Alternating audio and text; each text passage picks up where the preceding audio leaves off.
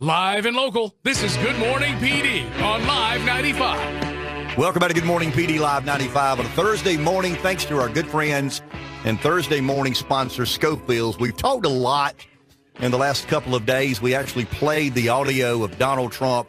And I use the analogy, Rev, it's like the Thanksgiving dinner, and there's the family member that didn't pay their share of the week at the beach and their share of the beach house, and all the other families got together and said, let's wait until the end of the day. Let the kids jump on the trampoline.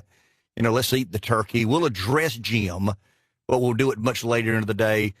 Trump came out of the chute, and the orange juice is in the glasses, and he begins to kind of get his point across, like Fred walking in, like Jim walking in the home. And Jim, we got something to talk about. I mean, we're not going to beat around the bush. We're going to get to the point. I use the analogy of bull in a china shop.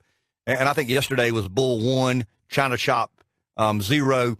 We've gone into detail about, the Russian-German connection with natural gas and whatnot. Cliff Maloney is a political analyst kind enough to join us this morning. And Cliff, a lot of this centers around NATO from a Trump perspective, not honoring or meeting its commitment and obligation in funding NATO defense spending, and is very different than most American presidents. Trump's style is to be combative and very direct.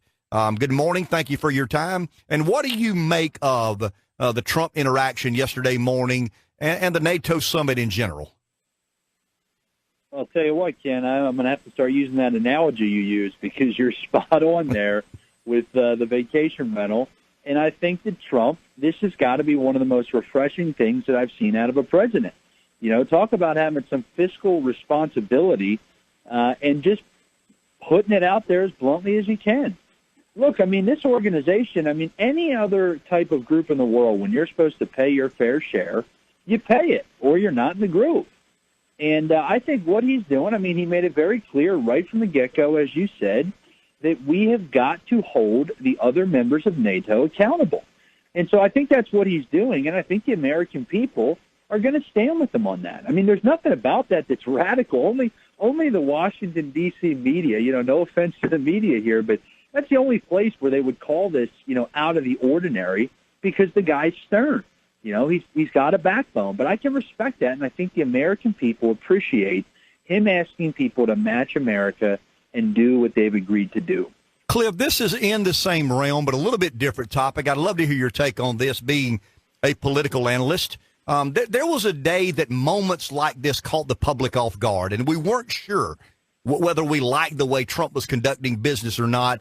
I'm not saying he's normalized different, but his very non-traditional and unorthodox approach seems to be becoming more acceptable to the American public. Is that fair? Is that a theory worth considering? And do you think he's made some headway with people who may not have been enthusiastic about him being president, but he's normalized some of these different ways of which he deals and addresses with issues that the president has to deal with?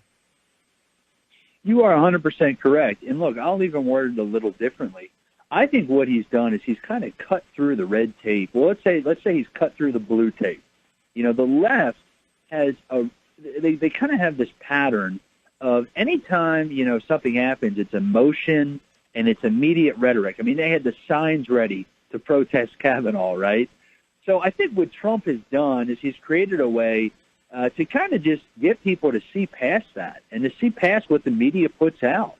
And, we see that time and time again as they paint him as the devil on tax cuts. But guess what? Americans are loving tax cuts. Look at the percentages, the amount of people that support keeping more of their paycheck. The business, cutting regulations. They made it out to be this is going to be the end of the world. But he's been so blunt about it, cutting 2 regulations for every one that they enact, and America's back open for business. So I think your analysis is spot on that, people are becoming more normalized. But I don't necessarily know. I do think they're just seeing past the, every single time that Trump wants to do something or something that is not in line with the mainstream media or the left, people are becoming less or more numb to it. They're kind of tired of it. And I think that allows him to be able to cut right through and to give us that blunt force truth that he likes, to deliver. Cliff, I believe that every candidate, I served in elected office, and I knew my skill set. I knew where my weaknesses were. I think the redeeming quality Trump has as a political candidate, and maybe he stumbled upon it, maybe it's disadvantage, but obviously being a New York City real estate developer is a rough and tumble kind of world, but he has the ability to turn every issue into a street fight.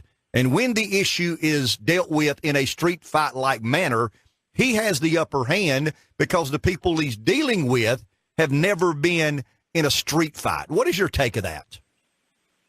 Yeah, I think you're right. And I think, look, he's the president of the United States. I think most people are not used to that. But I think he, look, as much as some people want to paint Trump as radical, I mean, there is a line in the sand that is, and I think he's kind of danced around it. But I think he gets it. I mean, the guy knows how to sit down and make people come to the table. He knows what he has. He's got the power of, I would argue, the greatest nation in the history of the world. So I think he's utilizing that. I think you're right. Turning things into street fights, I think he turns things into the simplicity of, look, here's where we are and here's where we need to be. How do we get there? And that's where that New York real estate, mogul comes in, is having that experience of really just here are the dollars and cents and here's where we need to be. And, it's pretty crazy, but that is so different from every other president, I would argue, over the last, 30 to 40 years. Maybe Ronald Reagan had some of that, obviously him and his just ability to speak and his ability to connect with folks. But there's something about Trump that really means business. And I think most politicians are scared, they're scared of street fights.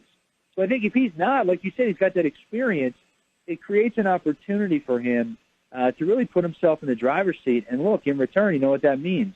It puts America in the driver's seat. Correct. Cliff, we appreciate your time. Well said this morning. Thank you very much. All right, see you now.